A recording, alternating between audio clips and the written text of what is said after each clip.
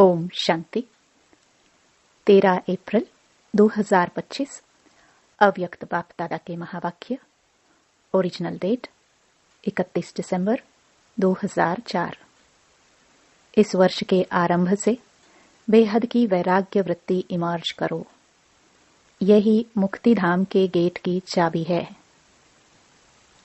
आज नवयुग रचता बाप दादा अपने बच्चों से नववर्ष मनाने के लिए, परमात्म मिलन मनाने के लिए बच्चों के स्नेह में अपने दूर देश से साकार वतन में मिलन मनाने आए हैं। दुनिया में तो नववर्ष की मुबारक एक दो को देते हैं, लेकिन बाप दादा आप बच्चों को नव युग और नए वर्ष की दोनों की मुबारक दे रहे हैं। नया वर्ष तो एक दिन मनाने का है, नव युग तो आप संगम पर सदा मनाते रहते। आप सभी भी परमात्म प्यार की आकर्षण में खींचते हुए यहाँ पहुंच गए हो। लेकिन सबसे दूर देश से आने वाला कौन? डबल विदेशी। वह तो फिर भी इस साकार देश में ही है, लेकिन बाप दादा दूर देशी कितना दूर से आए हैं? हिसाब निकाल सकते हैं कितने माइल से आए हैं? तो दूर देशी बाप दादा चारों ओर के बच्चों को, चाहे सामने डायमंड हॉल में बैठे हैं, चाहे मधुबन में बैठे हैं, चाहे ज्ञान सरोवर में बैठे हैं, गैलरी में बैठे हैं, आप सबके साथ जो दूर बैठे देश विदेश में बाप दादा से मिलन मना रहे हैं। बाप दादा देख रहे हैं सभी कितने प्यार से दूर से देख भी रहे हैं, सुन भी रहे हैं। तो चारों ओर के बच्चों को नवयुग और नए वर्ष की पदम गुणा मुबारक हो, मुबारक हो, मुबारक हो। बच्चों को तो नवयुग नयनों के सामने है ना। बस आज संगम पर है, कल अपने नवयुग के राज्य अधिकारी बन राज्य करेंगे। इतना नजदीक अनुभव हो रहा है। आज और कल की ही तो बात है। कल था, कल फिर से होना है। अपने नवयुग की, गोल्डन युग की गोल्डन ड्रेस सामने दिखाई दे रही है। कितनी सुंदर है, स्पष्ट दिखाई दे रही है ना। आज साधारण ड्रेस में है और कल नवयुग की सुंदर ड्रेस में चमकते हुए दिखाई देंगे। नव वर्ष में तो एक दिन के लिए एक दो को गिफ्ट देते हैं, लेकिन नवयुग रचता बाप दादा ने आप सबको गोल्डन वर्ल्ड की सौगात दी है, जो अनेक जन्म चलने वाली है। विनाशी सौगात नहीं है, अविनाशी सौगात बाप ने आप बच्चों को दे दी है। याद है ना? भूल तो नहीं गए हो ना? सेकंड में आ जा सकते हो। अभी अभी संगम पर, अभी अभी अपनी गोल्डन दुनिया में पहुंच जाते हो कि देरी लगती है? अपना राज्य स्मृति में आ जाता है ना। आज के दिन को विदाई का दिन कहा जाता है और 12 बजे के बाद बधाई का दिन कहा जाएगा। तो विदाई के दिन वर्ष की विदाई के साथ साथ आप सबने वर्ष के साथ और किसको विदाई दी? चेक किया सदा के लिए विदाई दी व थोड़े समय के लिए विदाई दी? बाप दादा ने पहले भी कहा है कि समय की रफ्तार तीव्र गति से जा रही है। तो सारे वर्ष की रिजल्ट में चेक किया कि क्या मेरे पुरुषार्थ की रफ्तार तीव्र रही या कब कैसे रही। दुनिया की हालतों को देखते हुए अब अपने विशेष दो स्वरूप को इमर्ज करो। वह दो स्वरूप हैं, एक सर्वप्रति रहमदिल और कल्याणकारी, और दूसरा हर आत्मा के प्रति सदा दाता के बच्चे, मास्टर दाता।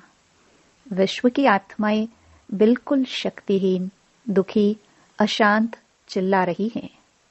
बाप के आगे, आप पूज्य आत्माओं के आगे पुकार रही है, कुछ घड़ियों के लिए भी सुख दे दो, शांति दे दो, खुशी दे दो, हिम्मत दे दो। बाप तो बच्चों के दुख, परेशानी को देख नहीं सकते, सुन नहीं सकते। क्या आप सभी पूज्य आत्माओं को रहम नहीं आता? मांग रहे हैं दो दो दो, तो दाता के बच्चे कुछ आंचली तो दे दो। बाप भी आप बच्चों को साथी बना के, मास्टर दाता बना के, अपने राइट हैंड बना के यही इशारा देते हैं, इतनी विश्व की आत्माएं सभी को मुक्ति दिलानी है, मुक्ति धाम में जाना है। तो हे दाता के बच्चे, अपने श्रेष्ठ संकल्प द्वारा, मनसा शक्ति द्वारा, चाहे वाणी द्वारा, चाहे संबंध संपर्क द्वारा, चाहे शुभ भावना शुभ कामना द्वारा, चाहे वाइब्रेशन वायुमंडल द्वारा, किसी भी युक्ति से मुक्ति दिलाओ। चिल्ला रहे हैं मुक्ति दो। बाप दादा अपने राइट हैंड्स को कहते हैं रहम करो। अभी तक हिसाब निकालो, चाहे मेगा प्रोग्राम किया है, चाहे कॉन्फ्रेंस की है, चाहे भारत में या विदेश में सेंटर्स भी खोले हैं, लेकिन टोटल विश्व के आत्माओं की संख्या के हिसाब से कितनी % में आत्माओं को मुक्ति का रास्ता बताया है? सिर्फ भारत कल्याणकारी हो या विदेश में जो भी 5 खंड हैं, तो जहां जहां सेवा केंद्र खोले हैं वहां के कल्याणकारी हो व विश्व कल्याणकारी हो। विश्व का कल्याण करने के लिए हर एक बच्चे को बाप का हैंड, राइट हैंड बनना है। किसको भी कुछ दिया जाता है तो किससे दिया जाता है? हाथों से दिया जाता है ना। तो बाप दादा के आप हैंड्स हो ना, हाथ हो ना। तो बाप दादा राइट हैंड से पूछते हैं कितनी % का कल्याण किया है? कितनी % का किया है? सुनाओ, हिसाब निकालो। पांडव हिसाब करने में होशियार है ना। इसलिए बाप दादा कहते हैं अब स्व पुरुषार्थ और सेवा के भिन्न भिन्न विधियों द्वारा पुरुषार्थ तीव्र करो। स्व की स्थिति में भी 4 बातें विशेष चेक करो। इसको कहेंगे तीव्र पुरुषार्थ। एक बात, पहले यह चेक करो कि निमित्त भाव है। कोई भी रॉयल रूप का मैंपन तो नहीं है, मेरापन तो नहीं है। साधारण लोगों का मैं और मेरा भी साधारण है, मोटा है, लेकिन ब्राह्मण जीवन का मेरा और मैंपन सूक्ष्म और रॉयल है। उसकी भाषा मालूम है क्या है? यह तो होता ही है, यह तो चलता ही है, यह तो होना ही है। चल रहे हैं, देख रहे हैं, तो एक निमित्त भाव हर बात में निमित्त है। चाहे सेवा में, चाहे स्थिति में, चाहे संबंध संपर्क में, चेहरा और चलन निमित्त भाव का हो। और उसकी दूसरी विशेषता होगी निर्माण भाव।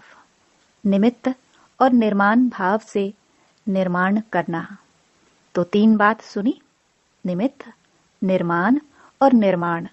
और चौथी बात है निर्वाण। जब चाहे निर्वाण धाम में पहुंच जाए, निर्वाण स्थिति में स्थित हो जाए, क्योंकि स्वयं निर्वाण स्थिति में होंगे तब दूसरों को निर्वाण धाम में पहुंचा सकेंगे। अभी सभी मुक्ति चाहते हैं, छुड़ाओ छुड़ाओ चिल्ला रहे हैं। तो यह 4 बातें अच्छी % में प्रैक्टिकल जीवन में होना, अर्थात तीव्र पुरुषार्थी। तब बाप दादा कहेंगे वाह वाह बच्चे वाह। आप भी कहेंगे वाह बाबा वाह, वाह ड्रामा वाह, वाह पुरुषार्थ वाह। लेकिन पता है अभी क्या करते हो? पता है, कभी वाह कहते हो, कभी वाई। क्यों कहते हो?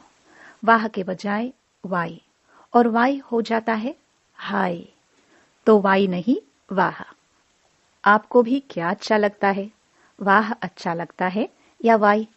क्या अच्छा लगता है? वाह। कभी वाई नहीं करते हो? गलती से आ जाता है। डबल फॉरेनर्स वाई वाई कहते हैं, कभी कभी कह देते हो।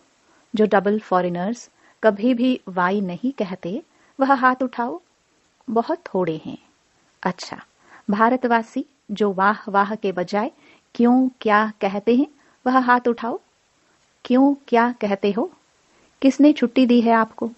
संस्कारों ने। पुराने संस्कारों ने आपको वाई की छुट्टी दे दी है और बाप कहते हैं वाह वाह कहो, वाई वाई नहीं। तो अभी नए वर्ष में क्या करेंगे? वाह वाह करेंगे या कभी कभी वाई कहने की छुट्टी दे दे? वाई अच्छा नहीं है। जैसे वाई पेट में गैस हो जाती है ना, तो खराब हो जाता है ना, तो वाई वाई यह नहीं करो। वाह वाह कितना अच्छा लगता है। हाँ बोलो, वाह वाह वाह। अच्छा, तो दूर देश में सुन रहे हैं, देख रहे हैं, भारत में भी विदेश में भी, उन बच्चों से भी पूछते हैं वाह वाह करते हो या वाई वाई करते हो? अभी विदाई का दिन है ना, आज वर्ष के विदाई का लास्ट डे है, तो सभी संकल्प करो, वाई नहीं कहेंगे, सोचेंगे भी नहीं, क्वेश्चन मार्क नहीं, आश्चर्य की मात्रा नहीं, बिंदी। क्वेश्चन मार्क लिखो कितना टेढ़ा है और बिंदी कितनी सहज है। बस नैनों में बाप बिंदु को समा दो। जैसे नैनों में देखने की बिंदी समाई हुई है ना, ऐसे ही सदा नैनों में बिंदु बाप को समा लो। समाने आता है या फिट नहीं होती है, नीचे ऊपर हो जाती है, तो क्या करेंगे? विदाई किसको देंगे? वाई को। कभी भी आश्चर्य की निशानी भी नहीं आवे। यह कैसे? यह भी होता है क्या? होना तो नहीं चाहिए, क्यों होता है? क्वेश्चन मार्क नहीं, आश्चर्य की मात्रा भी नहीं, बस बाप और मैं। कई बच्चे कहते हैं यह तो चलता ही है ना। बाप दादा को बहुत रमणीक बातें रूह रिहान में कहते हैं, सामने तो कह नहीं सकते हैं ना, तो रूह रिहान में सब कुछ कह देते हैं। अच्छा, कुछ भी चलता है, लेकिन आपको चलना नहीं है, आपको उड़ना है। तो चलने की बातें क्यों देखते हो? उड़ो और उड़ाओ। शुभ भावना, शुभ कामना ऐसी शक्तिशाली है जो बीच में सिर्फ वाई नहीं आवे, सिवाय शुभ भावना शुभ कामना के, तो इतनी पावरफुल है जो किसी अशुभ भावना वाले को भी शुभ भावना में बदल सकते हो। सेकंड नंबर, अगर बदल नहीं सकते हो तो भी आपकी शुभ भावना शुभ कामना अविनाशी है, कभी कभी वाली नहीं। अविनाशी है तो आपके ऊपर अशुभ भावना का प्रभाव नहीं पड़ सकता है। क्वेश्चन में चले जाते हो, यह क्यों हो रहा है? यह कब तक चलेगा? कैसे चलेगा? इससे शुभ भावना की शक्ति कम हो जाती है। नहीं तो शुभ भावना शुभ कामना इस संकल्प शक्ति में बहुत शक्ति है। देखो, आप सभी आए बाप दादा के पास।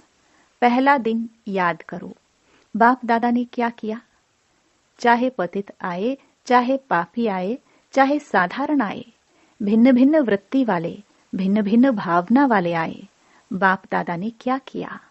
शुभ भावना रखी ना, मेरे हो, मास्टर सर्वशक्तिवान हो, दिल तख्त नशीन हो, यह शुभ भावना रखी ना, शुभ कामना रखी ना, उससे ही तो बाप के बन गए ना। बाप ने कहा क्या कि है पापी क्यों आए हो? शुभ भावना रखी, मेरे बच्चे, मास्टर सर्वशक्तिवान बच्चे। जब बाप ने आप सबके ऊपर शुभ भावना रखी, शुभ कामना रखी, तो आपके दिल ने क्या कहा?